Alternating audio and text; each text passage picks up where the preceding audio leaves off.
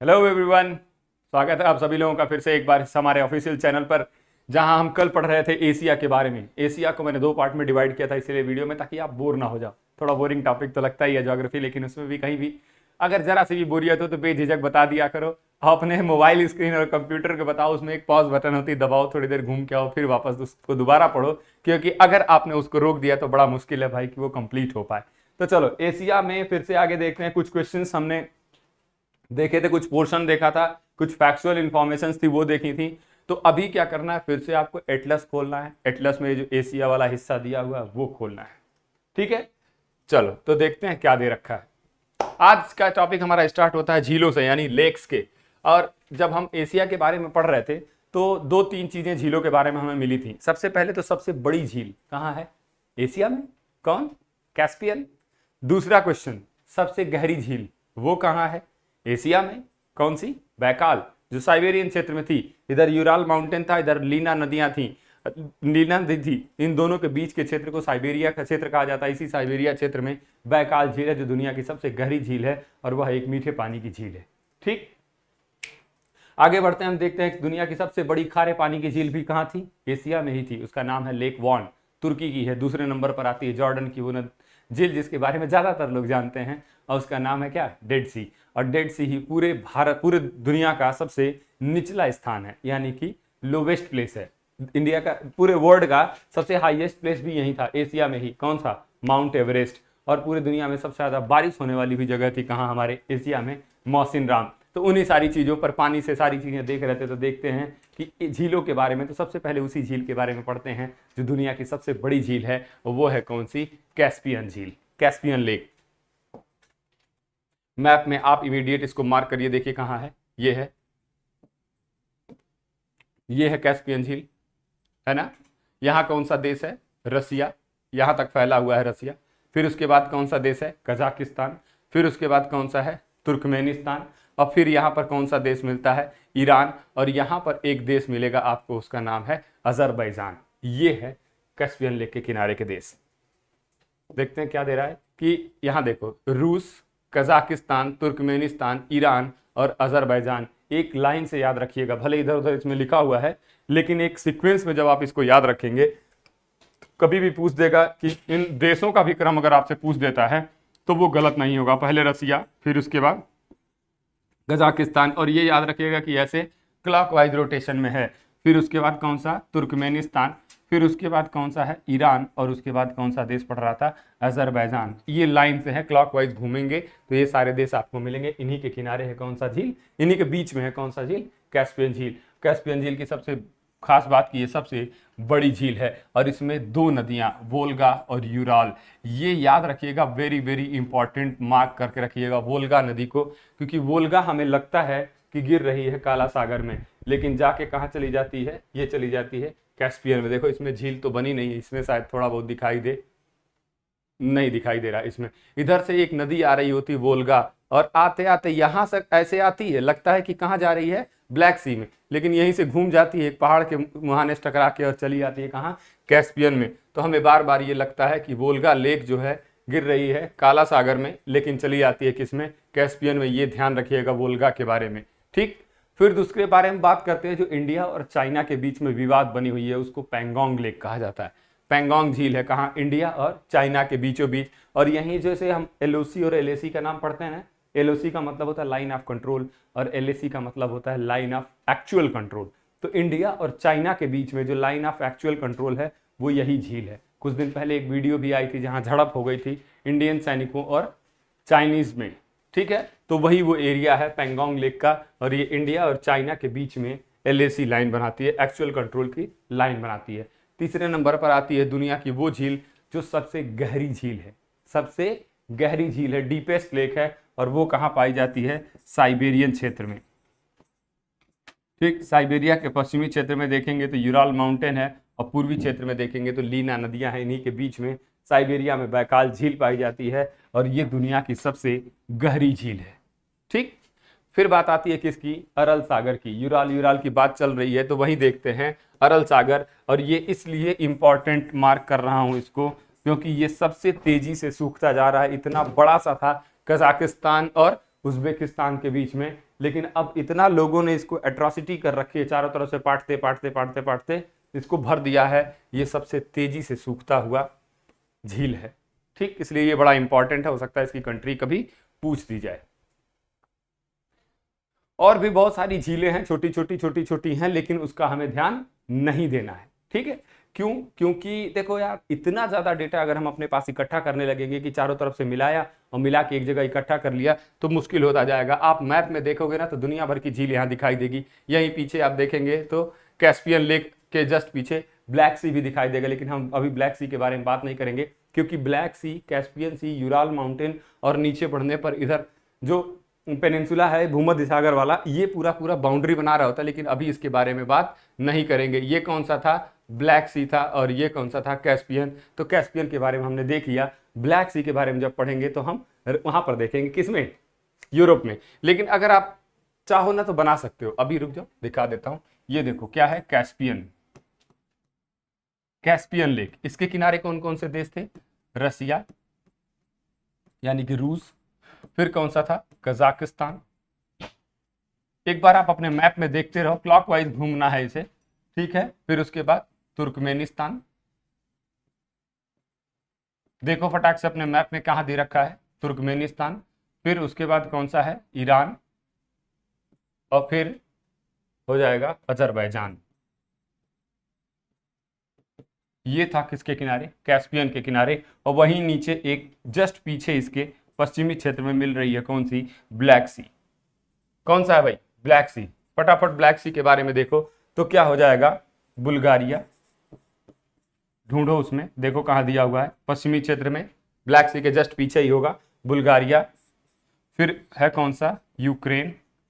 Ukraine के ऊपर वाले हिस्से पर फिर से वही रसिया।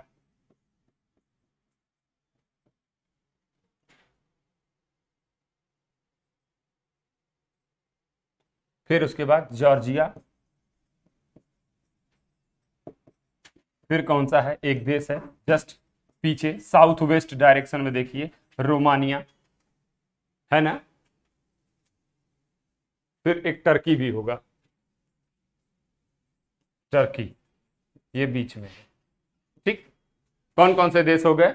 बुल्गारिया, यूक्रेन, रसिया, तुर्की, जॉर्जिया, रोमानिया। ऐसे लाइन से मिलेगा। टर्की हमने आगे लिख दिया है। ठीक है, तो ये दो झीलें थी जो सबसे बड़ी थी, और ये जस्ट उसके पहले पीछे ब्लैक सी थी। हो गया ये। इसके अलावा कोई बहुत झील जानने की जरूरत नहीं है। इतना ज्यादा जानोगे यार मुसीबत में आ जाओगे। कितनी बताऊं मैं? वो जानो जो इंपॉर्टेंट है, वो जानो जो एग्जाम में बार बार बार बार पूछा जा रहा है। हार्डली एक दो और लेक मिलेंगे। हाँ, इंडिया वाली अभी हम छोड़ के चल रहे हैं, क्योंकि इंडिया की झीलों को हम इंडिया में ही उठाकर पढ़ेंगे। अगला देखते हैं क्या कह रहा है, डिजर्ट के बारे में और प्लेन्स के बारे में। डिजर्ट और प्लेन्स, ये अलग मैप में आपके बना होगा एटलस में, साथ में हमारे देखते रहिए कौन कौन से मरुस्थल हैं। तो 3-4 मरुस्थल हैं जो यहाँ बहुत इंपॉर्टेंट है। कुछ ठंडे मरुस्थल हैं और कुछ गर्म मरुस्थल है। पहला दे रहा है देखो कि रब अल खाली डिजर्ट। ये है कहां पर? विश्व का सबसे बड़ा बालू निर्मित मरुभूमि है, जो कहां पर है? सऊदी अरेबिया में है। ये देखिएगा कि किससे बना हुआ है? बालू से बना। विश्व का सबसे बड़ा सैंड मेड है ये। देखो क्या है? सैंडी डिजर्ट है, इसीलिए ये इंपॉर्टेंट है। ऐसे हम लगेगा कि सबसे बड़ा डेजर्ट या मरुस्थल कौन सा है तो हम मार के चले आएंगे, उसको कौन सा लगा देंगे? सहारा। इंडिया का पूछता है तो थार। ऐसे ठंडे में पूछता है तो टकला मकान और गोभी। कुछ इंपॉर्टेंट हमें याद रहते हैं। लेकिन सऊदी अरेबिया का ये मरुस्थल है जो सबसे बड़ा बालू से निर्मित मरुस्थल है, इसलिए इसका नाम है क्या? रब अल खाली मरुस्थल। फिर वहीं सऊदी अरेबिया में ही एक दूसरा मरुस्थल है जिसको अल नफूद मरुस्थल कहा जाता है, और ये दो के दोनों कहाँ हैं? सऊदी अरब में। ठीक है, अभी सऊदी अरब बड़ा चर्चा में चल रहा है, इसलिए हो सकता है क्वेश्चन सऊदी अरब के मरुस्थल से ही पूछ दिया जाए। अगला उसी के जस्ट ईस्टर्न पोर्शन पर देखिए एक देश मिलेगा आपको, ईरान। और ईरान के अंदर एक डेजर्ट है जिसको ग्रेट साल्ट डेजर्ट के नाम से जाना जाता है। इसको दस्त ए लुट या दस्त ए कबीर के नाम से भी जानते हैं। ठीक है, दस्त ए कबीर के नाम से जाने जाता है ग्रेट साल्ट डेजर्ट को, और ये कहाँ मिलेगा आपको? ईरान में। ठीक है, आगे देखते हैं तो 3 ये दे रखा है चाइना के। ठीक है, अच्छा वहीं ईरान का ही था। देखो ईरान में एक मिलता है कौन सा? दस्त ए कबीर, और दूसरा मिलता है दस्त ए लुट। 2 मरुस्थल मिलते हैं, 2 के दोनों कहां है? ईरान में है, वही मार्क कर लीजिए। अब उसके बगल में थोड़ा और आगे बढ़िए, चाइना में। तो ये तीन के तीनों मरुस्थल कहाँ मिलेंगे आपको? चाइना के। चाइना के नॉर्थ से लेके ऐसे नॉर्थ में जाइए, फिर साउथ में जाइए, फिर साउथ में, ये तीनों मिलेगा। एक है कौन सा? गोबी मरुस्थल, और यह एक ठंडा मरुस्थल है। देखिए लिखा हुआ है ना, यह कोल्ड डेजर्ट है। ये देखिए मैप में ढूंढिए कहाँ है ये वाला हिस्सा है, देखिए कहाँ है। कौन कौन से मरुस्थल तीन बना रखे थे इसने? एक होगा गोबी, एक होगा टकला मकान, और एक होगा मंचूरिया, यही शायद तीन होंगे। हाँ, गोबी, टकला मकान और मंचूरिया। देखो ये है क्षेत्र ना, ये मंगोलिया वाला क्षेत्र। तो ये कौन सा है? गोबी। और गोबी इसलिए ठंडा है क्योंकि इसका देख रहे हो क्षेत्र कहाँ पर है? ये साइबेरियन क्षेत्र के ठीक नीचे है, इसलिए ये ठंडा मरुस्थल है। फिर नीचे मिलेगा आपको टकला मकान।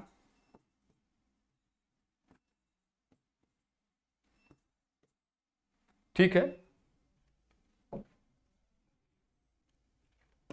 ठीक। और तीसरा मिल जाएगा मंचूरिया। तो याद रहेगा, मंचूरिया से तो ऐसे ही याद रखता है कि जो चाइनीज खाने में तो मंचूरियन और फ्राइड राइस हम लोग खाते हैं ना, तो मंचूरिया का मरुस्थल ऐसे ही ध्यान रहेगा कि कहीं ना कहीं ये चाइनीज खाने से मिलता जुलता इसका नाम है, इसलिए ये मरुस्थल वहीं होगा। बाकी दो मरुस्थल है उनका नाम ध्यान रखिएगा, एक गोबी मरुस्थल है और दूसरा कौन सा है? टकला मकान मरुस्थल, और ये दोनों चाइना में है। दस्त ए लुट और दस्त ए कबीर कहाँ मिला था हम लोगों को? ईरान में। और रब अल खाली मरुस्थल, ठीक है, और अल नफूद मरुस्थल, ये दोनों हमको कहाँ मिले थे? कहाँ मिले था? सऊदी अरेबिया में। इंडिया का जो है वो थार मरुस्थल है। दुनिया का सबसे बड़ा मरुस्थल पूछ देता है तो सहारा मरुस्थल है। एक और मरुस्थल है जिसके नाम से थोड़ा सा कंफ्यूजन होता है, विक्टोरिया मरुस्थल। ये विक्टोरिया मरुस्थल है ऑस्ट्रेलिया में। ये एशिया का पार्ट नहीं, इसलिए हम यहाँ लिखे नहीं हैं, क्योंकि विक्टोरिया झील, विक्टोरिया जलप्रपात और विक्टोरिया मरुस्थल तीन हैं। यही उसको भी एक बार ऐसे ध्यान जब आ ही गया है तो लिख लेते हैं। नाम क्या है? विक्टोरिया। और तीनों देखो कहां कहां है। नाम तो सेम है विक्टोरिया, लेकिन जगह बदलती चली जा रही है और कंडीशंस बदलती चली जा रही है। अगर विक्टोरिया झील पूछता है तो इसी से नील नदी का उद्गम होता है, श्वेत नील का उद्गम होता है विक्टोरिया झील से। और ये कहां पर है? अफ्रीका में, अफ्रीका महाद्वीप में है विक्टोरिया झील। अगर विक्टोरिया मरुस्थल, क्योंकि मरुस्थल से ही इसका नाम याद आ गया था हमको, इसलिए हमने आपको यहीं बता दिया कि अगर विक्टोरिया मरुस्थल या विक्टोरिया डिजर्ट की बात करता है तो ये कहाँ पर है? ऑस्ट्रेलिया में, जो पश्चिमी ऑस्ट्रेलियाई क्षेत्र है, जहाँ डार्लिंग रेंज है उसी के ठीक ईस्टर्न पोर्शन पे आप देखेंगे तो आपको मरुस्थल मिलेगा। और विक्टोरिया एक वाटरफॉल भी है, जलप्रपात भी है, विक्टोरिया वाटरफॉल। और ये भी कहाँ है? अफ्रीका में, जाम्बेजी नदी पर है। ठीक है, तो ये ध्यान रखिएगा कि विक्टोरिया के नाम से पूछ क्या रहा है। एक स्क्रीनशॉट ले लो जिससे कि आपको ये याद रहेगा। चलो तो देखते हैं आगे क्या दे रखा है डेटा। ठीक है, ये मरुस्थल खत्म होता है। अब देखते हैं एक एक देशों को पकड़ के। ये तो ओवरऑल चीजें हमने देख ली, नदियां हो गई, झीलें हो गई, मरुस्थल हो गया, पहाड़ कोई बहुत ज्यादा इंपॉर्टेंट था नहीं, इक्का दुक्का थे तो वो एक साथ पूरे पहाड़ों की लिस्ट बनाई जाएगी, वो उसमें आपको दी जाएगी। अगला चीज हमें मिलता है कि एक एक देश में कुछ हो सकता है इंपॉर्टेंट चीजें हों, क्योंकि अभी देख रहे हो ब्रिक्स की मीटिंग चल रही है, एशियान की मीटिंग चल रही है, G20 की मीटिंग होने वाली है। तो इसमें क्या हो रहा है, सारी चीजें इंटरमिक्स हो रही है ना, तो हो सकता है इन देशों से कुछ ना कुछ क्वेश्चन आपसे ज्योग्राफी में फैक्चुअल पूछ लिए जाए। चलो, तो पहला देश अपना पड़ोसी देश कौन सा? पाकिस्तान। पाकिस्तान को नहरों का देश कहा जाता है। Pakistan is a country of canals. नदियों का देश किसको कहते हैं? बांग्लादेश को। अपने ही बगल में वो भी मिलेगा। अभी जब बांग्लादेश पर आएंगे तो देखेंगे कि बांग्लादेश को हम लोग नदियों का देश कहते हैं और पाकिस्तान को हम लोग नहरों का देश कहते हैं। और बताइए कि हमें झीलों का देश किसे कहा जाता है? क्योंकि अभी हम झील पढ़ रहे थे, झीलों का देश फिनलैंड को कहते हैं। ठीक है, याद रहेगा। अब जब यूरोप पढ़ेंगे, फिनलैंड के बारे में पढ़ेंगे, तब हम वहां पढ़ेंगे, लेकिन अभी जान लीजिए कि झीलों का देश कहा जाता है फिनलैंड को। वादे की भूमि किसे कहते हैं? The land of promises. ये भी यही है, एशिया में ही। जो फिलीपींस एक देश है, फिलीपींस का एक मिंडनाओ जगह है, आइलैंड है, वो मिंडनाओ को लैंड ऑफ प्रोमिसेस कहते हैं। और वहीं प्रॉमिस लैंड अगर आपसे पूछ दे कि प्रॉमिस आइलैंड किसे कहा जाता है, तो प्रॉमिस आइलैंड हडसन की खाड़ी में है, उत्तरी अमेरिका में। ठीक है, दूसरा देखते हैं कि पाकिस्तान की सर्वोच्च चोटी, क्योंकि भारत की सर्वोच्च चोटी कौन सी है, कौन सी है, कंचनजंगा। विश्व की सबसे ऊंची चोटी कौन सी है, माउंट एवरेस्ट। और पाकिस्तान की सबसे ऊंची चोटी कौन सी है, तिरछमीर है।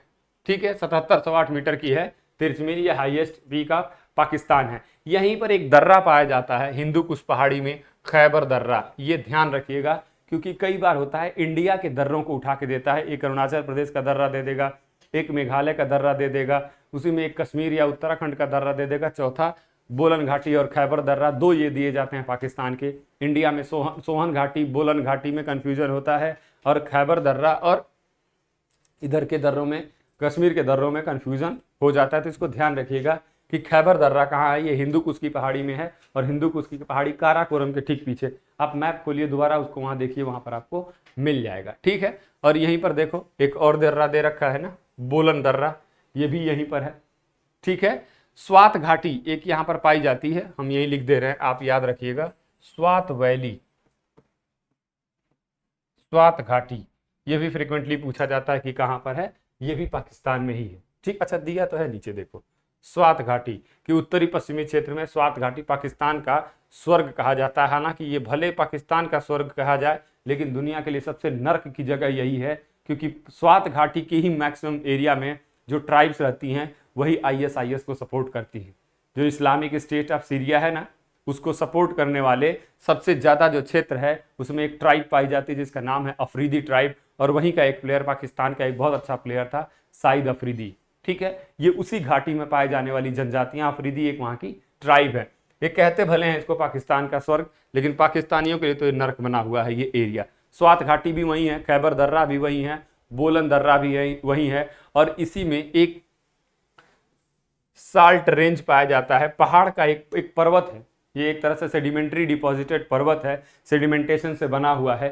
ठीक है, जब आप पर्वत पढ़ेंगे तो अलग अलग तरीके का आपको पर्वत पढ़ाया जाएगा, वो जियोमॉर्फोलॉजी का पार्ट है। जैसे इंडिया में विंध्य रेंज है ना, डिपॉजिट होके बना हुआ है, वैसे ही साल्ट रेंज है, और जिसमें से कि चूना पत्थर, जिप्सम और सेंधा नमक निकाला जाता है।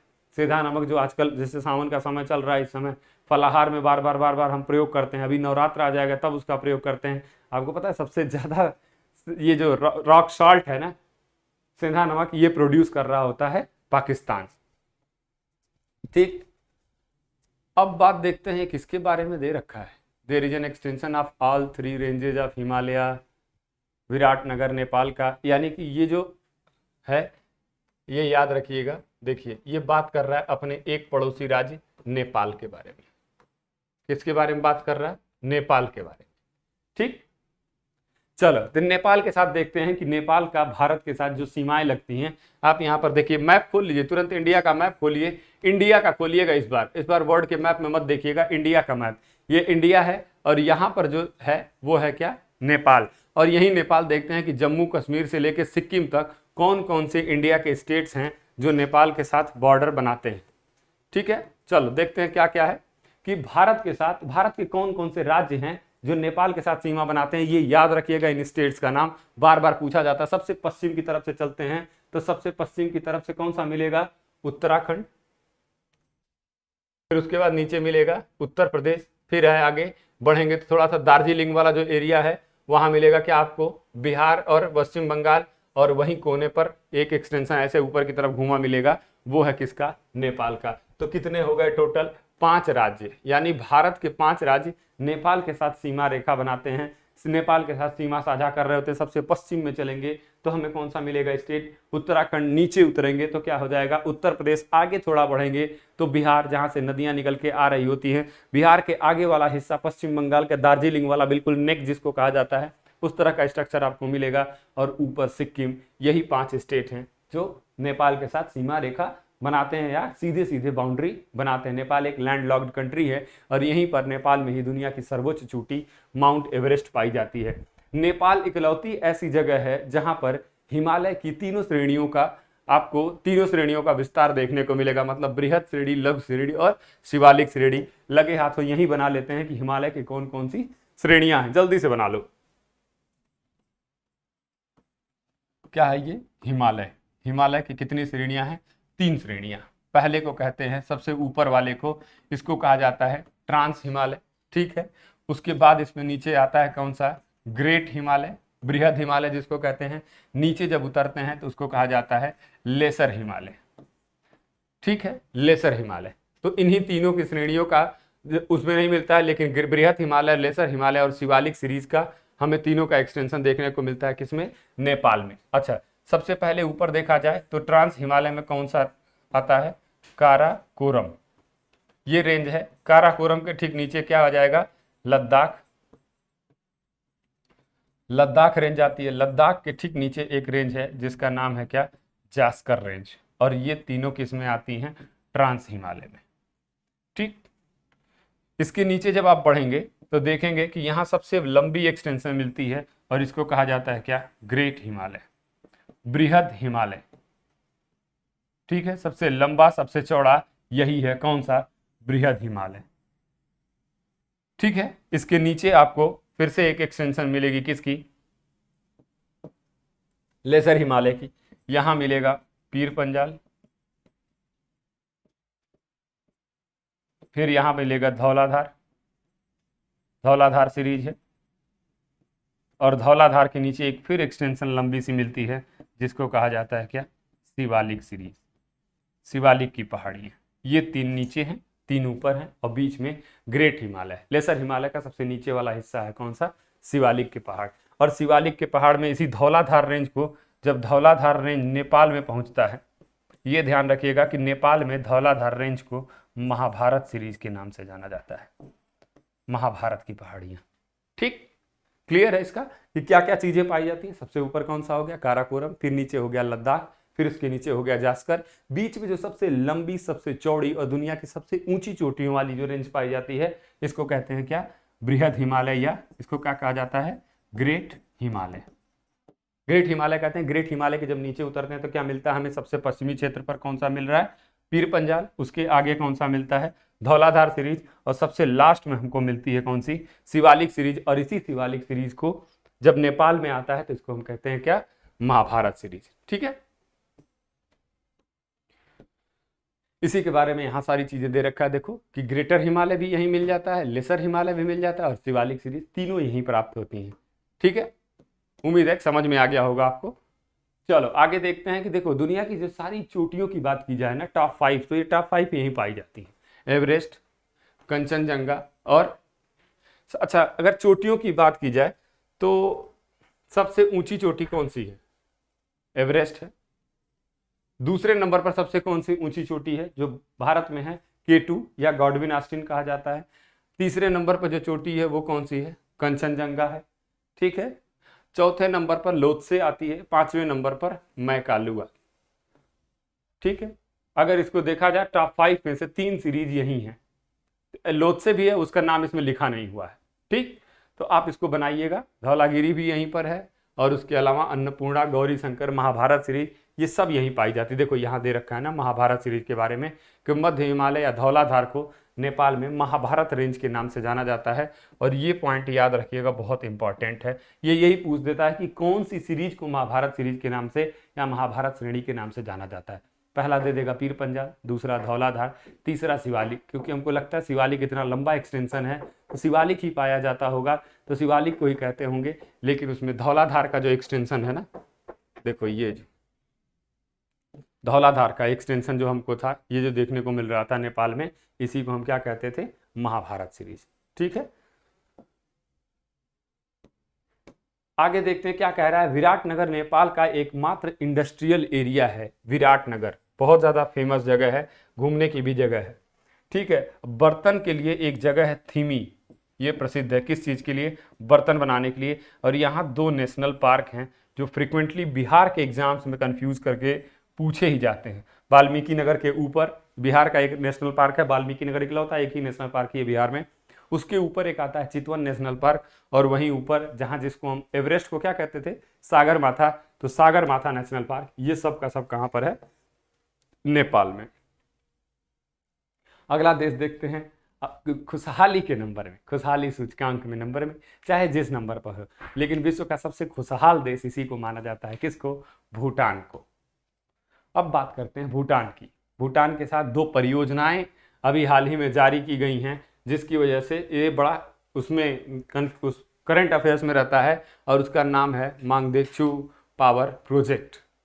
ठीक है, ये भारत की सहायता से बनाया गया, इसलिए ये बड़ा इंपॉर्टेंट है, ये ध्यान रखिएगा। बाकी भूटान को एक लैंड लॉक्ड कंट्री है, और इसको कहा जाता है लैंड ऑफ थंडरबोल्ट के नाम से इसको जानते हैं, और यह एक लैंड लॉक्ड कंट्री है। ये किसी भी सागर के साथ अपना कोई भी सीमा रेखा नहीं बनाता है। और एक और ट्राइब यहाँ पाई जाती है जिसका नाम है क्या, भोटिया, और यही भोटिया ट्राइब भारत में सिक्किम में भी पाई जाती है। भारत के सिक्किम के राज्य में, और कहां पर एथनिक ट्राइब ये पाई जाती है, भूटान में। ठीक, तो याद रखिएगा क्योंकि दोनों अगल ही बगल हैं, तो वो दोनों ट्राइब पाई जाती हैं। एक ही ट्राइब है जो दोनों जगह पाई जाती है। फिर बात आती है म्यांमार की, अपना पड़ोसी राज्य, पूर्वी राज्य कौन सा है, म्यांमार। जब नदियों के बारे में पढ़ रहे थे तो यहाँ हमने 2 नदियों का नाम बताया था, जल्दी बताओ क्या है, जल्दी से बता दो फटाक से कमेंट करके, जिससे कि हम आगे बढ़ सकें। एक थी कौन सी, इरावदी, और दूसरी थी साल्वीन। और इसी इरावदी और साल्वीन के बीच में एक ट्रायंगल बन रहा था जिसको कहते थे गोल्डन ट्रायंगल, और यही गोल्डन ट्रायंगल में सबसे ज़्यादा अफीम की खेती होती है। ठीक है, आगे देखते हैं। और एक नदी और थी बड़ी इंपॉर्टेंट, यहाँ से बह के निकल रही थी, जो लाओस, कंबोडिया और थाईलैंड में ही बह के निकल रही है। यहाँ से आती है वो कहाँ से, तिब्बत के पठार से, यानी चाइना से निकल के आ रही है। उसका नाम है क्या, मेकॉन्ग नदी। चलो आगे देखते हैं क्या है। इसको कहा जाता है लैंड ऑफ गोल्डन पगोडा के नाम से जाना जाता है, स्वर्ण पगोडा का देश कहा जाता है म्यांमार को। यहाँ जब आप उत्तरी भारत के बारे में जब आप पढ़ेंगे ना, तो देखेंगे एक पहाड़ है जो नागालैंड, मिजो, मणिपुर और मिजो हिल्स है ना, मिजोरम सबसे लास्ट वाला स्टेज, मिजो हिल्स के पूर्वी क्षेत्र में एक पहाड़ पाया जाता है जिसका नाम है अराकान योमा। क्या नाम है, अराकान योमा। ये भारत में इसका मिजो हिल्स के बाद इसका एक्सटेंशन है। ठीक, ये भी हिमालय का ही कुछ एक्सटेंशन माना जाता है। ठीक है, उसके बाद यहाँ पर जो नदियों की बात की जा रही थी, तो कौन सी नदी थी, इरावदी नदी थी और साल्वीन नदी थी, इनका नाम याद रखिएगा। और उसके अलावा मेकांग नदी थी। यही क्या कहते हैं कि साल्वीन और इरावदी नदी के बीच का जो मुहाना है, दोआब क्षेत्र है दोनों नदियों का, उसको चावल का कटोरा भी कहा जाता था। और यहीं साल्वीन के आगे देखो, यहीं तो क्या पाया जाता है, गोल्डन ट्रायंगल। और गोल्डन ट्रायंगल किस लिए फेमस है, अफीम की खेती के लिए फेमस है। तो ये दोनों पॉइंट याद रखिएगा साल्वीन नदियों पर। ठीक है, इरावदी नदी जैसे कि नील नदी मिस्र का जीवन रेखा कहा जाता है, वैसे ही इरावदी नदी को म्यांमार की जीवन रेखा कहा जाता था, कहा जाता ही है, कहा जाता क्या, ठीक है। अब यहाँ पर एक और करंट अफेयर्स की चीज आपको मिलेगी। 2 मुस्लिम समुदाय हैं, आपको पता है पूरी दुनिया में 2 ऐसे मुस्लिम समुदाय हैं जिनके ऊपर एट्रॉसिटी बहुत ज़्यादा हो रही है इस समय, पिछले कुछ लगभग 10 सालों से। पूरा वर्ल्ड, यूनाइटेड नेशन पता नहीं क्यों इस चीज़ पर शांत है, समझ नहीं आता। लेकिन एक ऐसा लीडर म्यांमार का, आंग सान सू की, जिनको नोबेल प्राइज़ दे दिया गया पीस में, वो भी इसके बारे में कुछ नहीं बोल पा रही थी। यहाँ के वो मुस्लिम कम्युनिटी, और सोचो दुनिया की सबसे शांत माने जाने वाली कम्युनिटी बुद्धिस्ट, इनसे इतनी लड़ाई हो गई, आपस में इतना ज़्यादा ये बिल्कुल रक्तपात कर रहे हैं। रोहिंग्या मुस्लिम है, और एक चाइना में मुस्लिम कम्युनिटी है जिसको कहा जाता है उइघर मुसलमान। उइघर, उइघर पूछे मुस्लिम कम्युनिटी कहाँ है, क्योंकि कंटिन्यू करंट में चल रही है तो हो सकता है आपसे पूछा जाए। तो उइघर मुस्लिम कम्युनिटी पाई जाती है कहाँ पर, चाइना में। और रखाइन प्रांत में, म्यांमार के रखाइन प्रांत में रोहिंग्या मुस्लिम अल्पसंख्यक समुदाय के रूप में रहते हैं, जहां इनके साथ बहुत ज़्यादा एट्रॉसिटी हो रही। तो हो सकता है आपस में कई बार कंफ्यूज हो जाता है इन दोनों ट्राइब्स में, तो वो ध्यान रखिएगा। अब बात करते हैं म्यांमार से थोड़ा पश्चिम की तरफ बढ़ेंगे, अपना नॉर्थ स्टेट। और नॉर्थ ईस्ट और बंगाल के बीचों बीच जो देश है वो कौन सा, बांग्लादेश। बांग्लादेश के साथ भारत सबसे ज़्यादा बाउंड्री बनाता है। अगर बात करते हैं इंडिया में बाउंड्री की, इंडिया प्लस सीमा बनाता है किसके साथ, सीमा बनाता है कितने, पड़ोसी राज्यों के साथ। जो पड़ोसी देश हैं, पड़ोसी देश, उनके साथ अगर कभी पूछ देना कि बाउंड्री, तो सबसे अधिक मैक्सिमम किसके साथ बनाता है, बांग्लादेश। फिर उससे कम बनाता है चाइना। फिर उससे कम बनाता है किसके साथ, पाकिस्तान के साथ, फिर बनाता है किसके साथ, नेपाल के साथ, फिर म्यांमार के साथ, फिर भूटान के साथ, और सबसे कम 106 किलोमीटर का बनाता है किसके साथ, अफगानिस्तान के साथ। इतने लोगों के साथ डायरेक्ट लैंड बाउंड्री बना रहा होता है इंडिया। ठीक है, अगर याद करने के लिए देखेंगे तो ऐसे मिलेगा 55, ब से बांग्लादेश, च से चाइना, प से पाकिस्तान, न से नेपाल, और फिर में यानी कि म्यांमार मिल गया, और फिर बीए, बचपन में बीए। ऐसे आप याद रख सकते हैं कि किसके साथ कितनी लैंड बाउंड्री इंडिया बना रहा होता है। ठीक है, एक स्क्रीनशॉट ले लो जिससे याद रहे, हम आगे बढ़ते हैं। चलो, बात कर रहे थे किसकी, बांग्लादेश की। बांग्लादेश को क्या कहा जाता है, तो विश्व का सबसे बड़ा डेल्टा, जिसको सुंदरबन डेल्टा के नाम से जाना जाता है। विश्व का सबसे बड़ा डेल्टा क्या है, सुंदरबन डेल्टा। ये इसका कुछ हिस्सा बांग्लादेश में, कुछ हिस्सा भारत में पाया जाता है। गंगा और ब्रह्मपुत्र दुनिया की 2 सबसे बड़ी नदियों के द्वारा बनाई जाती हैं ये। ठीक है, और अभी जब पाकिस्तान के बारे में पढ़ रहे थे तो हमने बताया था कि पाकिस्तान को नहरों का देश कहते हैं। वैसे ही जब बात आती है किसकी, बांग्लादेश की, तो इसको नदियों का देश कहते हैं।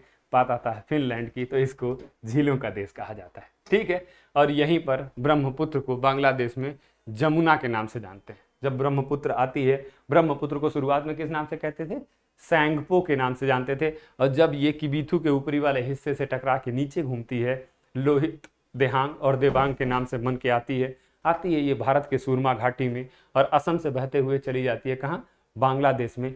बांग्लादेश में इसलिए जाती है क्योंकि यहाँ एक मालदा फॉल्ट है, ये गहरा जमीन है।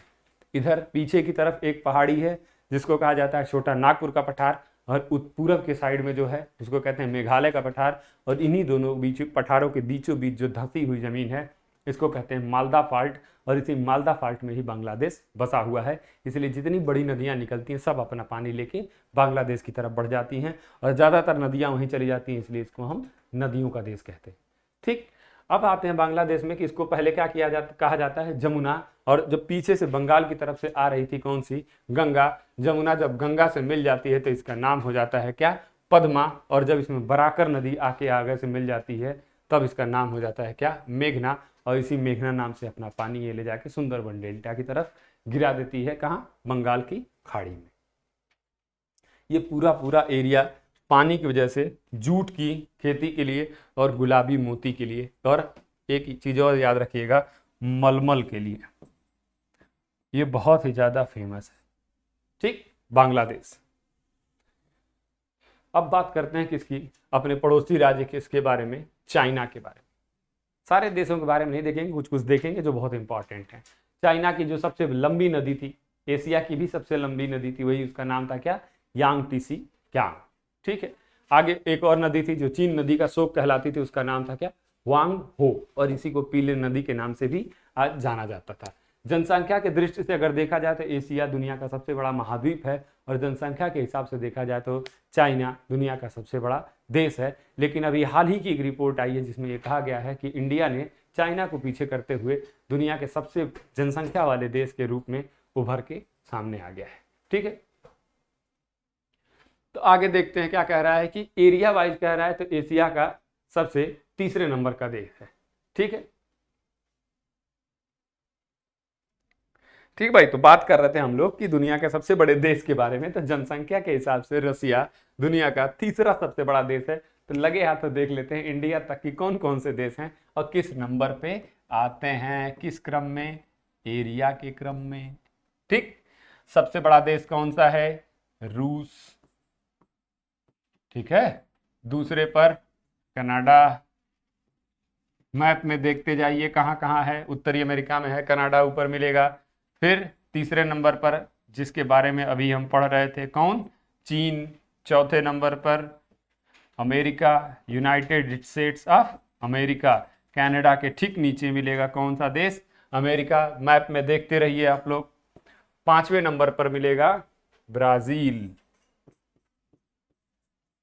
उत्तर प्रदेश अभी हाल ही में ब्राजील को पीछे छोड़ते हुए जनसंख्या में वर्ल्ड में 5वें नंबर पर चला गया है। सिर्फ ये देश है, 4 देश जिनकी जनसंख्या उत्तर प्रदेश से ज्यादा, नहीं तो 5वें नंबर पर उत्तर प्रदेश चला गया, ब्राजील को भी पीछे कर दिया। 6वें नंबर पर कौन है? ऑस्ट्रेलिया। और 7वें नंबर पर कौन है? भारत। 6वें पर कौन है? ऑस्ट्रेलिया। अभी लिखो नहीं, आप मैप में देखते रहो, भी रोक दूंगा, स्क्रीनशॉट ले लेना। 7वें नंबर पर कौन सा है? अपना देश भारत। ठीक है, चलो तो एक स्क्रीनशॉट ले लो फटाक से, आपको याद रहेगा तुरंत।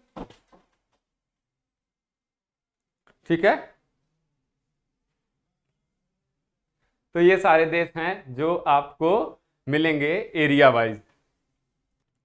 तो ये सारी बातें हो गई भाई, आपने स्क्रीनशॉट तो ले लिया होगा। ये देश थे क्रम वाइज, एरिया वाइज। चलो बात कर रहे थे किसकी? चाइना की। यहाँ लिखा था कि चाइना जनसंख्या की दृष्टि से पहला और क्षेत्रफल की दृष्टि से तीसरा सबसे बड़ा देश है, और भारत 7वां सबसे बड़ा देश है। यहीं पर एक पठार मिलेगा आपको मंगोलिया का, वहीं पर था क्या? गोबी मरुस्थल। तीसरा कौन सा था? टकला मकान। चौथा कौन सा था? मंचूरिया।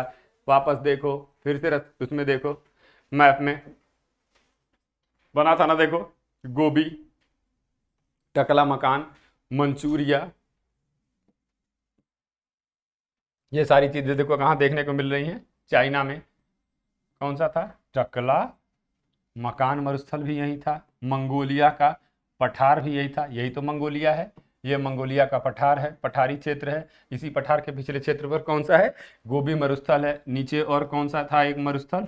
मंचूरिया मरुस्थल था, है ना। ये सारी चीजें आपको चाइना में देखने को मिली थी।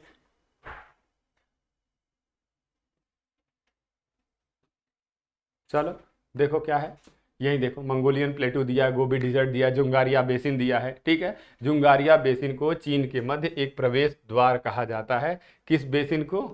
जुंगारिया बेसिन को। ठीक है, अच्छा बात हम करते हैं, ज्यादातर समय हम ये देखते हैं कि चीन खाद्यान्न उत्पादन में भी नंबर 1 पर है, मछली उत्पादन में भी नंबर 1 पर है, चावल उत्पादन में भी नंबर 1 पर है। लेकिन आपको पता है चाइना की केवल 15% जमीन पर खेती की जा सकती है, लेकिन इसका एरिया ही इतना बड़ा है कि उसका 15% भी हमारे यहाँ से ज्यादा हो जाता है। कुल भूमि का, चाइना की कुल भूमि का मात्र 15% कृषि योग्य भूमि है यहाँ पर। ठीक, अच्छा जब आप पॉलिटी पढ़ रहे होंगे तो 1813 में एक चार्टर एक्ट आता है, उसमें आप देखते होंगे कि कंपनी का ट्रेड लगभग समाप्ति के कगार पर आता है, चाय और चीन के साथ व्यापार को छोड़कर। ठीक है, तो वही देखेंगे ना चाय, क्योंकि चाय शुरुआत से ही हमको दिखाई देती है कि चाय पहाड़ी क्षेत्र में होगी। और साथ में देखो, चाय की खेती के लिए 2 ही चीज चाहिए, एक तो नमी और दूसरा ढलान, क्योंकि पानी रुकना नहीं चाहिए, नहीं तो चाय खराब हो जाती, चाय की फसलें बर्बाद हो जाती। इसीलिए चाय ज्यादातर पहाड़ी क्षेत्र में ही उगाया जाता है। और उसमें भी देखें तो जो हमारा नॉर्थ ईस्टर्न स्टेट है, असम, पश्चिम बंगाल का जो सिक्किम के नीचे वाला क्षेत्र, जो नेक मिलेगा ना आपको दार्जिलिंग का, उस पूरे एरिया में चाय की खेती की जाती है। और चाय से हमें एक बात और याद आई, अप्रैल में हिमाचल प्रदेश के कांगड़ा चाय को यूरोपियन यूनियन ने पहली बार, जैसे इंडिया में जीआई टैग दिया जाता है ना, वैसे यूरोपियन यूनियन ने एक टैग दिया है किसको? हिमाचल प्रदेश की कांगड़ा चाय को। ये 2023 का करंट है, आप याद रखिएगा, चाय से हो सकता है आपसे क्वेश्चन दिमाग में क्लिक कर गया, इसी वजह से हमने आपको बता दिया। ठीक, चाय की जन्मभूमि और सोयाबीन की जन्मभूमि के नाम से इसको जाना जाता है चाइना को। और यहाँ पर एक तेल का भंडार और उत्पादन क्षेत्र है जिसको कहा जाता है डाकांग एरिया, डाकांग क्षेत्र। ठीक, चाइना के बारे में वैसे तो बहुत सारी चीजें हैं, लेकिन अगर लिखने बैठे तो पूरा पूरा चाइना पर ही हफ्ता बिता देंगे, लेकिन हमें इतनी चीजें जाननी नहीं है। अलग अलग अलग अलग हम पढ़ा रहे हैं ना, झील अलग पढ़ा रहे हैं, पर्वत अलग पढ़ा रहे हैं, पहाड़ अलग पढ़ा रहे हैं, पठार अलग है, मरुस्थल अलग है, उन सारी चीजों को एक साथ कल्मिनेट करके आगे देखेंगे। फिलहाल अब देखते हैं अपने नीचे एक जो देश है वो है कौन सा? श्रीलंका। श्रीलंका भारत के जो पंबम आइलैंड है, देखेंगे तमिलनाडु का जो आखिरी क्षेत्र है उसको कहा जाता है पंबन आइलैंड, धनुषकोडी से जुड़ा हुआ है। यहीं पर एडम्स ब्रिज बना है, यानी कि आदि सेतु जो था वो बना हुआ है, आदिम सेतु के नाम से। अभी हाल ही पर इस पर एक पिक्चर भी आई है, तो हो सकता है इसलिए पूछ दे कि आदि सेतु जहाँ श्रीलंका में मिलता है वो द्वीप कौन सा है? वो जाफना है, और जहाँ भारत में मिल रहा होता है वो कौन सा है? पंबन है। श्रीलंका को रत्न द्वीप के नाम से भी जाना जाता है, सिंघल द्वीप के भी नाम से जाना जाता है, तपोवन के नाम से भी जाना जाता है, और पूर्व का मोती, इतने नामों से श्रीलंका को जाना जाता है। श्रीलंका का नाम इसलिए हो सकता है पूछ दिया जाए क्योंकि जब इतिहास में आप चोल वंश के राजाओं के बारे में पढ़ेंगे तब आपको पता चलेगा यहाँ इसको सिंहल प्रदेश की राजधानी कहा जाता था। अभी हाल ही में पन्नी सेल्वम करके एक पिक्चर भी आई थी, हो सकता है उससे भी, क्योंकि वो करंट में रहा है तो उससे क्वेश्चन पूछ दिए जाए। अभी हाल ही में चोल राजाओं का एक करंट में आप पढ़ेंगे तो परांतक प्रथम एक राजा थे चोल राजा, उन्हीं का एक अभिलेख है, शिलालेख है, वो उसको कहते हैं उत्तरा मेरूर शिलालेख। उसमें पहली बार पूरी दुनिया में लोकल सेल्फ गवर्नमेंट यानी कि स्थानीय स्वशासन के बारे में बात की गई थी और पिछले 2 महीने पहले मोदी जी ने इसी बात का उल्लेख किया है। तो हो सकता है इतिहास में तो आपको पढ़ाया ही जाएगा, आप यही जान लीजिए क्योंकि इसकी चर्चा चली तो हम आपको बता दे रहे हैं। ये भी एक 2023 में करंट अफेयर्स में रहा है और अप्रैल मई के करंट में आपको मिलेगा उत्तरा मेरूर शिलालेख। उत्तरा मेरूर शिलालेख है किसका? परांतक प्रथम का। ठीक, और इसमें क्या मेंशन किया गया है? इसमें मेंशन किया गया था लोकल सेल्फ गवर्नमेंट यानी स्थानीय स्वशासन की बात की गई थी। चलो वापस आ जाते हैं श्रीलंका पर, देखते हैं क्या कि इसको सिंघल द्वीप, तपोभूमि, रत्न द्वीप या पूर्व का मोती के नाम से जाना जाता है। और यहाँ की सबसे लंबी जो नदी है वो गंगा नदी के ही नाम पर इन्होंने अपने यहाँ का नाम रख दिया था, महावेली गंगा के नाम पे रख दिया गया था। बात करते हैं इनके टेम्परेचर की, तो आप देखेंगे कि श्रीलंका का जो एरिया है वो लगभग 6 डिग्री से नीचे है ना, 6 डिग्री से 0 डिग्री के बीच में पाया जाता है। ठीक, 0 डिग्री से पास नहीं होता है, तो 0 डिग्री और 6 डिग्री के बीच में है, यानी एकदम विषुवतीय प्रदेश में, विषुवतीय प्रदेश है, इक्वेटोरियल बेल्ट पर पाया जाता है। और इक्वेटोरियल बेल्ट की एक खास बात होती है कि 0 से 5 डिग्री ऊपर और 0 से 5 डिग्री नीचे जो क्षेत्र होता है उस क्षेत्र को हम डोल्ड्रम कहते हैं। ये दुनिया की सबसे शांत पेटी वाली जगह है। यहाँ पर बारिश बहुत ज़्यादा होती रहती है, वर्ष भर इस पर तापमान एक जैसा रहता है, यहाँ बादल लगे रहते हैं, यहीं पर 4 o'clock रेन भी होती है। तो ऐसा क्षेत्र है ना ये श्रीलंका वाला क्षेत्र, जहाँ पर बारिश और बादल और ये सारी चीज़ें होने की वजह से यहाँ पर जो वार्षिक तापांतर होता है वो लगभग 0 होता है, नगण्य होता है। यानी कि न बहुत ज़्यादा टेम्परेचर होगा न बहुत कम टेम्परेचर होगा, यानी इनका वार्षिक तापांतर जो है वो कैसा बना जा रहता है? निग्लिजिबल बना रहता है। यहाँ पर जो वनस्पतियाँ पाई जाएंगी तो हरी भरी और पानी होने की वजह से यहाँ जो वनस्पतियों का विकास होता है उसको क्या कहते हैं हम लोग? सवाना वनस्पति कहते हैं। यहाँ की पूरी पिछली राजधानी कहाँ थी? कोलंबो, और इस समय इसकी राजधानी है श्री जयवर्धनपुरम कोट्टे।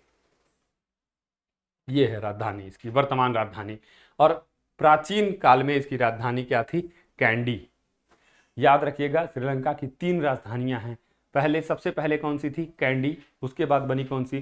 कोलंबो, और सबसे आखिरी में कौन सी बनती है? श्री जयवर्धनपुरम कोट्टे। और इसी तरह जब आप अफ्रीकन रीजन के बारे में पढ़ेंगे तो अफ्रीका दुनिया में इकलौता देश है अफ्रीका का, साउथ अफ्रीका, जिसकी 3 राजधानियां हैं। ठीक, वहां का वहां बताएंगे। ठीक है, और यही हम कह रहे थे ना कि जो देखो श्रीलंका एक यहाँ पर द्वीप है जिसको कहा जाता है जाफना द्वीप, जाफना आइलैंड है, और यह श्रीलंका के मुख्य भूमि से एलिफेंटा दर्रे से जुड़ा हुआ है। यही जाफना का ऊपर हिस्सा एडम्स ब्रिज से कनेक्टेड है जो भारत के मम्बम आइलैंड से जोड़ता है। जब बात चल रही थी एशिया के देशों की, तो एशिया के कुछ शक्तिशाली देशों में और सबसे छोटे देशों में आता है कौन सा? जापान। जब बात चले जापान की तो सबसे पहले जापान के जो देश हैं, जो पेनिनसुला, उसमें छोटे छोटे आइलैंड्स बने हुए हैं, उनका नाम ऊपर से नीचे तक देख लेते हैं। एक ये आइलैंड है, फिर एक सबसे बड़ा आइलैंड है, फिर एक छोटा आइलैंड है, और फिर नीचे एक आइलैंड है। 4 जापान में कितने हैं? 4 द्वीपों से मिलकर बना हुआ है जापान। अब बात करते हैं जापान की, तो सबसे ऊपर कौन सा है? ये वाला है, इसको कहते हैं होकाइडू। मैप निकालिए, इमीडिएट इसको देखिए, इसका नाम क्या है? होकाइडू। सबसे बड़ा द्वीप, लार्जेस्ट, जापान का लार्जेस्ट आइलैंड कौन सा है? होन्शु। ये ऊपर से दूसरे नंबर पर है, उत्तर से दक्षिण के क्रम में हम बढ़ रहे हैं। जापान में तीसरे नंबर पर एक सबसे छोटा द्वीप है, उसका नाम है क्या? क्योशु। क्या नाम है? क्योशु। मैप में देखिए, और सबसे नीचे जो मिलता है वो कौन सा मिलता है? शिकोकू। ये है क्योशु, इसका नाम है शिकोकू।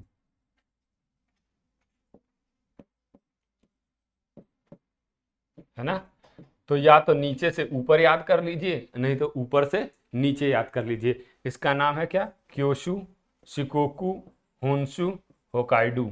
फिर से हमारे साथ दोबारा पढ़ लीजिए, नीचे से ऊपर चलेंगे, क्योशु, शिकोकू, होन्शु, होकाइडू। सबसे बड़ा कौन सा है इसमें, होन्शु। ठीक, अब देखते हैं, जापान को कहा जाता है उगते हुए सूरज का देश, भूकंपों का देश, सूर्योदय का देश, या पूर्व का ग्रेट ब्रिटेन। इसको सूर्योदय का देश कहा जाता है, क्यों, क्योंकि सबसे पूर्वी क्षेत्र पर यह अवस्थित है और सबसे पूर्व में रहने के कारण, क्योंकि पृथ्वी जो है पश्चिम से पूरब की तरफ घूमती है, तो सबसे पूरब में ये देश मिलता है पहले, जहां सूरज सबसे पहले उदित होते हैं, इसीलिए इसको कहा जाता है सूर्योदय का देश। इसको इंग्लिश में निप्पॉन कहते हैं, और इसी निप्पॉन के नाम पर जापानी कंपनी है जो कैमरा बनाती है, निप्पॉन। दूसरा है भूकंपों का देश, क्योंकि सरकम पैसिफिक बेल्ट में पाया जाता है, पैसिफिक ओशियन के वो किनारे जहां दो आपस में कन्वर्ज हो रही हैं प्लेट। कौन कौन सी कन्वर्ज हो रही है, पैसिफिक प्लेट है, नॉर्थ अमेरिकन प्लेट है और यूरेशियन प्लेट है। इनके मुहाने पर बना हुआ है, इसलिए इसको रिंग ऑफ फायर के नाम से जाना जाता है। और यहाँ भूकंप आने की वजह से बार बार यहाँ पर ज्वालामुखी आती है, भूकंप आता है, तो इसको लिए उसको भूकंपों का देश कहा जाता है। और ईस्ट में ब्रिटेन का कब्जा रहा है सबसे दूर तक इसी पर, तो इसलिए इसको पूर्व का ग्रेट ब्रिटेन भी कहा जाता है। इसमें जो सबसे बड़ा द्वीप है, सबसे बड़ा जो द्वीप है वो कौन सा है, होन्शु। और इसी होन्शु पर सबसे बड़ा मैदान पाया जाता है जिसका नाम है क्या, क्वांटो। ठीक है, यहीं पर एक ज्वालामुखी पर्वत है जिसको कहा जाता है माउंट फुजियामा। ठीक है, और यहाँ की जो सबसे बड़ी नदी है उसका नाम है शिनानो। यहाँ जो चक्रवात आएंगे, टाइफून एक तरह का चक्रवात है, भारतीय जब महासागर में उठता है तो इसको कहा जाता है चक्रवात। जब साउथ चाइना सी में या चाइनीज सी में उठता है, पैसिफिक ओशन में उठता है, तो इसको कहते हैं हम लोग टाइफून। जब नीचे ऑस्ट्रेलिया के पास उठता है तो उसका नाम हो जाता है विली विली। और जब अमेरिका यानी अटलांटिक ओशन में उठ रहा होता है, कैरेबियन आइलैंड के पास, तो उसको कह देते हैं हम क्या, टॉर्नेडो। ठीक है, अब यहाँ से देखते हैं कि जापान के पूर्वी तट और ऊपर से आ रही और नीचे से आ रही, तो पीछे से आ रही होती है कौन सी जलधारा, यहाँ पर देखो, यहाँ से जाती है एक क्यूरेशियो जलधारा और यहाँ से आती है ओयाशियो जलधारा। दो जलधाराएं आती हैं, इसका नाम क्या है, ओयाशियो, और इसका नाम क्या है, क्यूरेशियो। यानी क्योशु के पास जो बह रही है वो कौन सी, क्यूरेशियो। और इसी जापान के पूर्वी मुहाने पर मिलती हैं, इसलिए ये क्षेत्र मछली उत्पादन के लिए बहुत ही ज़्यादा फेमस है। कौन सी, जापान के पूर्वी तट पर क्यूरेशियो जलधारा जो गर्म जलधारा है, ओयाशियो जलधारा जो ठंडी जलधारा है, आपस में मिलती है, इसीलिए यहाँ पर मछली उत्पादन का बहुत अच्छा क्षेत्र बन जाता है। और इसकी वजह से, मिलने की वजह से क्या हो रहा है, फिशिंग, मछली मारते हैं, क्योंकि मछलियों के उत्पादन के लिए बहुत ज़्यादा उपयुक्त क्षेत्र बन जाता है। फिर यही बात आती है, एक शहर है जापान का, ओसाका, इसको जापान का मैनचेस्टर कहा जाता है। आप हमें कमेंट करके बताइए भारत का मैनचेस्टर किसको कहते हैं। ठीक, भारत का मैनचेस्टर किसको कहा जाता है। रही बात, यहाँ पर एक और है नगोया, जहाँ पर एक प्रोटोकॉल साइन हुआ था लिविंग मॉडिफाइड ऑर्गेनिजम्स को लेके, इसको जापान का डेट्रॉयट शहर कहा जाता है। ठीक, डेट्रॉयट ऑफ जापान।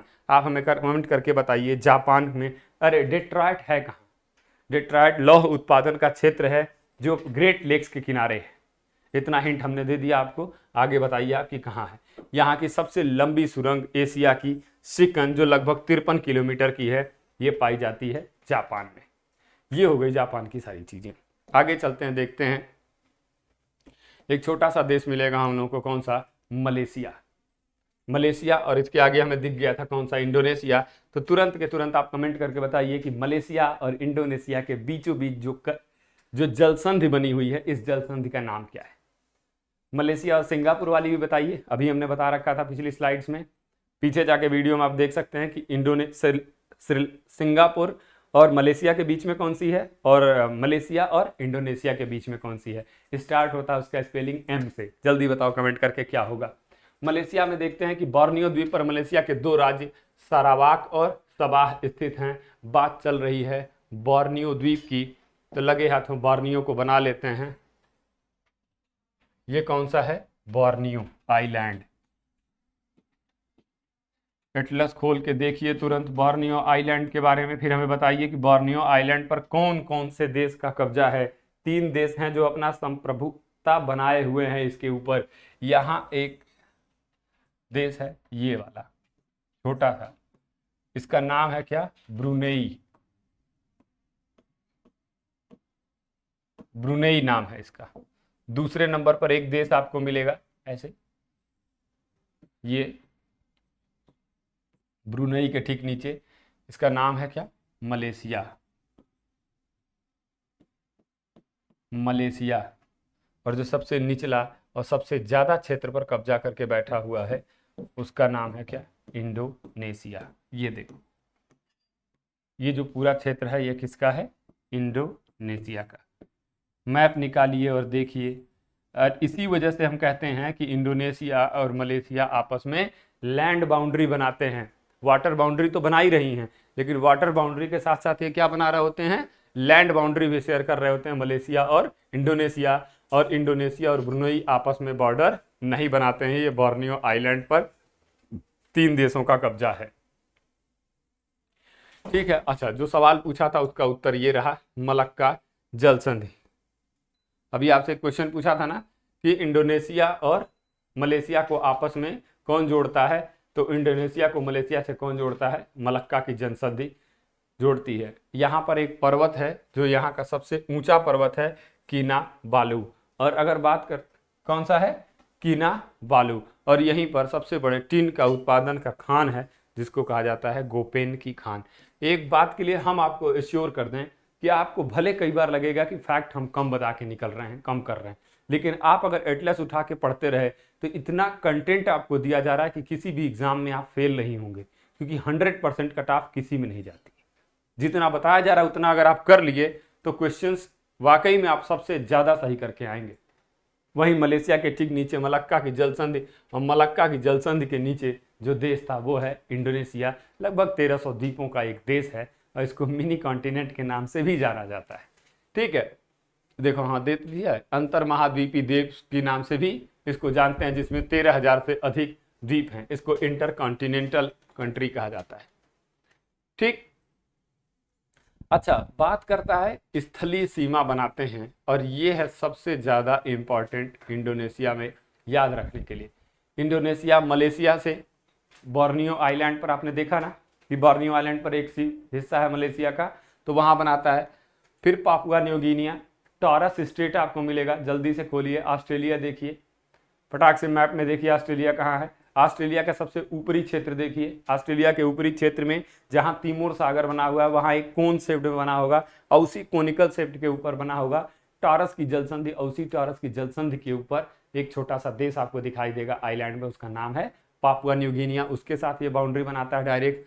फिर वहीं बगल में आपको मिलेगा न्यू गिनी, और उसके पश्चिमी क्षेत्र में जो पापुआ न्यू गिनिया है उसके पश्चिमी क्षेत्र पे देखिए तो ईस्ट तिमोर के नाम से एक देश मिलेगा। इन देशों के साथ, 4 देशों के साथ इंडोनेशिया डायरेक्ट लैंड बाउंड्री बनाता है। ठीक।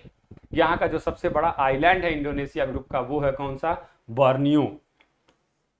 और इसी बोर्नियो पर देखिए किसका कब्जा है, इंडोनेशिया का, मलेशिया का और ब्रुनेई का। ये इतनी बार मैं आपको बता चुका हूं कि अगर अब भी सवाल गलत करते हैं तो हमें इस बात की तकलीफ जरूर होगी कि हम आपको इतना पढ़ा रहे हैं उसके बावजूद आप गलत करके आ रहे हैं। ठीक। दोबारा देखते रहिए मैप पर। इंडोनेशिया में जो सबसे पहले द्वीप मिलेगा वो मिलेगा कौन सा, जावा द्वीप। ठीक। जावा द्वीप पर ही एक डॉर्मेंट वोल्केनो है। ये कैसा है, प्रसुप्त प्रकार का है, डॉर्मेंट है। यहाँ बहुत ज्यादा एक्टिव वोल्केनो इंडोनेशिया में पाए जाते हैं। ठीक है। यहाँ की जो सबसे बड़ी झील है सुमात्रा आइलैंड पर है, और ये टोबा झील है जो एक वोल्केनिक ओरिजिन का है। इंडोनेशिया ब्राजील के बाद विश्व में सर्वाधिक जैव विविधता वाला दूसरे नंबर का देश है। यानी कि सर्वाधिक जैव विविधता कहाँ पाई जाती है, ब्राजील में। और सर्वाधिक जैव विविधता पाए जाने का कारण यही है कि वहां पर अमेज़न फॉरेस्ट है, हर तरह के ग्रासलैंड पाए जाते हैं। हाँ, फिर ठीक है, एक लाइन होती है, ये ध्यान रखिएगा इसको, वेलेस लाइन। कि वेलेस लाइन, यही पूछेगा कि वेलेस लाइन कहा किसको जाता है। ये वेलेस लाइन इंडोनेशिया से प्राप्त होती है, इंडोनेशिया में पाई जाती है। ठीक है। वेलेस लाइन वो लाइन होती है जो वेजिटेशन यानी वनस्पतियों को और एनिमल्स इनको और पक्षियों को, एक ही देश में वो जगह जो वनस्पतियों, पक्षियों और जानवरों के बीच की एक सीमा रेखा बनाती है, उसी लाइन को कहा जाता है वेलेस लाइन। ठीक, सबसे अधिक जनसंख्या की बात कर रहे थे तो कितने नंबर पर है? चौथे नंबर पर। सबसे अधिक किसका? चाइना का, फिर इंडिया का, फिर यूएसए का, और फिर उसके बाद इंडोनेशिया का। चौथे नंबर पर जनसंख्या है। और पांचवें नंबर पर तो ब्राजील था। एरिया वाइज तो इसमें नहीं है कहीं भी। ठीक है, सबसे ज्यादा यहाँ उत्पादन किया जाता है किसका? सिनकोना का। और सिनकोना का उपयोग किस चीज में किया जाता है? जल्दी बताओ, सिनकोना का उपयोग किस बीमारी में किया जाता है? मलेरिया। किस बीमारी में इसका उपयोग किया जाता है सिनकोना का? मलेरिया में। अगला देश देखते हैं, मालदीव। इंडिया के ही सब कॉन्टिनेंट के देश हमने उठाए, ज्यादा देश नहीं छुएंगे इसमें। मालदीव देखते हैं। मालदीव को भारत से, यानी कि मालदीव को मिनिकॉय आइलैंड, जो अंडमान निकोबार का एक आइलैंड है मिनिकॉय, उससे 8 डिग्री चैनल, 80 लिख दिया गया है लेकिन इसको यहां लिख लीजिए 8 degree channel. 8 degree channel divide करता है इंडिया को मालदीव से। ठीक है, मालदीव की राजधानी कहाँ है? माले। कहाँ है राजधानी? कई बार राजधानी इसकी मैच द फॉलोइंग में पूछ दिया है। इसकी राजधानी कहाँ है? माले। फिर दूसरा देश आपको यही मिलेगा, सऊदी अरेबिया। सिर्फ इंपॉर्टेंट चीजें हम लेके चल रहे हैं। सऊदी अरेबिया, और यही सऊदी अरेबिया में दुनिया का सबसे बड़ा बालू निर्मित मरुस्थल रब अल खाली पाया जाता है। ठीक है, दूसरा जो मरुस्थल था वो अल नाफूद मरुस्थल था। ठीक, अच्छा, जब सऊदी अरब की बात चलती है तो सऊदी अरब के जब नीचे देखेंगे ना तो वहां पर लाल सागर और फारस की खाड़ी दोनों जगह से सीमा बनाती है सऊदी अरेबिया। मैप देखिए, पटाख से खोलिए मैप और नीचे निकालिए, देखिए लाल सागर कहां बना हुआ है। वहीं देखिए सऊदी अरेबिया मिलेगा आपको। ठीक है, यहां का जो सबसे बड़ा बंदरगाह है इसका नाम है क्या? जेद्दा। और यहीं पर सबसे बड़ी जनजाति जो पाई जाती है उसका नाम है क्या? बद्दू। बंतू मतलब मार दीजिएगा, बद्दू। बद्दू ट्राइब पाई जाती है कहां पर? सऊदी अरेबिया में। और जो पवित्र स्थान है कौन सा? मक्का मदीना, वो यहीं पर है सऊदी अरब में। अगला देश है कौन सा? ईरान। यहाँ के 2 मरुस्थल हमने आपको बताए थे, कौन कौन से? दस्ते लुट और दस्ते कबीर, 2 थे। अच्छा देखो दिया हुआ है, दस्त ए कबीर दिया हुआ है, दस्त ए लुट दिया हुआ है। दोनों साल्ट डिजर्ट हैं। यहीं पर एक माउंटेन था जिसका नाम था एल्ब्रज माउंटेन। ये टर्की, सीरिया और ईरान, यानी तुर्की, सीरिया और ईरान में पाया जाता है। यहीं पर हमने आपको बताया था एक ना अराराट पॉइंट बताया था। जैसे ईस्टर्न घाट वेस्टर्न घाट इंडिया में नीलगिरी पर मिलते हैं, वैसे ही माउंट अराराट है, एल्ब्रुस और एक और कौन सी थी? जाग्रोस। 2 पहाड़ों के बीच में ये मिलता था। एक जो सबसे इंपॉर्टेंट चीज वो ध्यान रखने के है कि भारत के सहायता से बना हुआ बंदरगाह चाबहार बंदरगाह ईरान में ही स्थित है। और कारून यहाँ की एक बहुत इंपॉर्टेंट नदी है। यही जब बात चल रही ईरान की तो लगे हाथों बात कर लेते हैं किसकी? इराक की। इराक में एक नदी है जिसका नाम है दजला फरात। इसको यूफ्रेटस और टिग्रिस के नाम से जाना जाता है। क्या नाम है इसका? दजला और फरात, या इसको यूफ्रेटस और टिग्रिस के नाम से जाना जाता है। और यहीं पर मेसोपोटामिया की सभ्यता जन्म ली थी। मेसोपोटामिया का विकास हुआ था दजला फरात नदियों के किनारे। बात चल रही थी अभी पहाड़ की, एल्ब्रस की, तो लगे हाथों बात कर लेते हैं तुर्की की, क्योंकि तुर्की में हाल ही में भूकंप आया था। हो सकता है इससे कोई क्वेश्चन पूछ दिया जाए। तो तुर्की एक ऐसा देश है जिसका विस्तार रसिया व यूरोप दोनों में है। तो इसको रसिया नहीं, इसको एशिया कर लीजिएगा। ठीक है, एशिया और यूरोप दोनों में है। एशिया और यूरोप दोनों में है। इसके उत्तरी क्षेत्र में तुर्की में पोंटिक पर्वत श्रेणी पाई जाती है और दक्षिणी क्षेत्र में टारस पर्वत श्रेणी पाई जाती है। ये ध्यान रखिएगा क्योंकि अभी टारस की जल संधि हम पढ़ रहे थे तो देखे थे पापुआ न्यू गिनी और ऑस्ट्रेलिया के बीच में है, लेकिन टारस पर्वत की बात की जाती है तो वो तुर्की में है। और यही बीच में एक जो पठारी क्षेत्र था जाग्रोस पर्वत के नीचे, उसी को कहा जाता है अनातोलिया का पठार। और इसी अनातोलिया का पठार के बीच में अभी पहले हम आपको पढ़ाए थे अराराट माउंटेन, जहां जाग्रोस की जाग्रोस पर्वत और कौन सी दूसरी थी अराराट के पठार के पास? एल्ब्रुज माउंटेन, दोनों आपस में आके मिल रही थी। माउंट अच्छा दिया हुआ नीचे, माउंट अरारात, दजला फरात नदियां जो है माउंट अराराट से ही निकलती हैं। इसकी राजधानी कहाँ है? अंकारा है। ठीक है, और अफीम की खेती की जाती है इस क्षेत्र में, इजमिर की घाटी में। ठीक है, ये सारी चीजें हो गई किसके बारे में, तुर्की के बारे में। अब बात आती है छोटा सा एक देश वहीं पर है, कौन सा, लेबनान। ठीक है, क्योंकि इजराइल वाले युद्ध की वजह से कई सारे देश चर्चा में रहते हैं, तो यहां ईसाइयों की सर्वाधिक जनसंख्या यहीं रहती है, एशिया में। एशिया के सर्वाधिक ईसाइयों की जनसंख्या कहां रहती है, एशिया की बात कर रहा है, यूरोप की बात नहीं कर रहा है, इसलिए ध्यान रखिएगा लेबनान एशिया में है। ठीक है, और लेबनान को ही स्विट्जरलैंड ऑफ ईस्ट के नाम से जाना जाता है, पूर्व का स्विट्जरलैंड कहते हैं इसको। बात चली सबकी, तो इजराइल की कैसे बात ना हो, इतना ज़्यादा हाईलाइटेड टॉपिक रहता है भारत में। ड्रिप इरिगेशन की मदद हमने यहीं से ली है, इजराइल से ही। इजराइल की सबसे पहली चीज जान लीजिए, सीमा रेखा कहाँ बनाता है, तो फटाफट मैप खोलिए, एटलस में देखिए, नीचे उसके कौन सा है,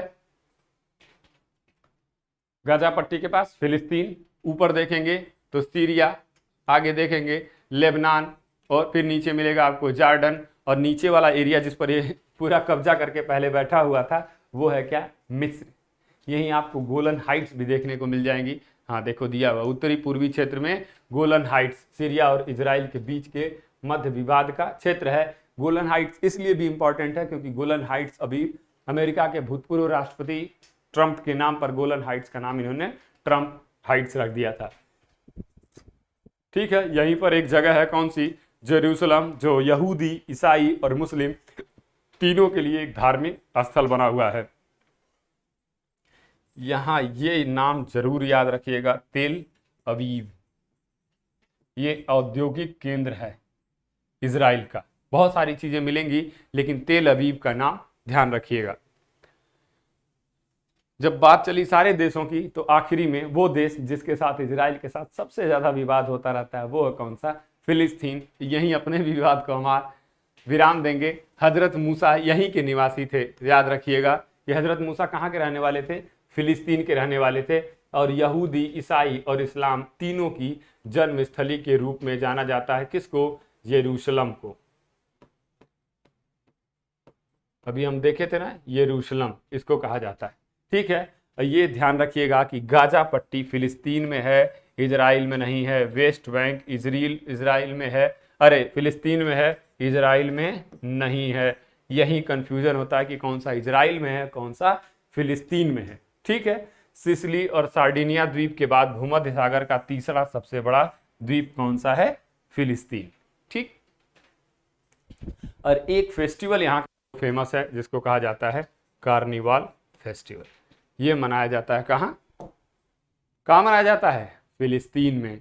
तो इस तरह से एशिया के सारे देश लगभग एक एक करके हमने देख लिए। जो छोड़ा था वो छोड़ा था इंडिया वाला हिस्सा, इंडिया का इंडिया में देखेंगे। इसके अलावा इंडिया में देखो तो इधर से सऊदी अरब हो गया, इधर से जॉर्डन हो गया, फिलिस्तीन हो गया, इजिप्ट हो गया, टर्की हो गया, इरिया हो गया, इराक है, सीरिया हो गया। इधर हम देखे थे पाकिस्तान, ऊपर देखे थे चाइना, आगे बढ़े थे तो म्यांमार, बीच में उतरे थे तो म्यांमार, बांग्लादेश, नीचे देखा था हमने कौन सा, श्रीलंका, श्रीलंका के नीचे यहाँ मालदीव, उसके नीचे यहाँ बढ़े थे तो इंडोनेशिया, फिर हो गया था मलेशिया, फिर यहाँ ऑस्ट्रेलिया के पास बोर्नियो आइलैंड, ऑस्ट्रेलिया के पास नहीं है, यहाँ ऊपर है बोर्नियो आइलैंड। और इन सारी चीज़ों को मतलब कुल मिला के इतने सारे क्षेत्र में ज़्यादातर देशों के बारे में हमने बहुत सारी इंपॉर्टेंट चीज़ें डिस्कस कर ली। तो ये आपको PDF फॉर्म में भी अवेलेबल हो जाएगा, पढ़ लेते हैं तो 100 दर्जे बहुत अच्छा है।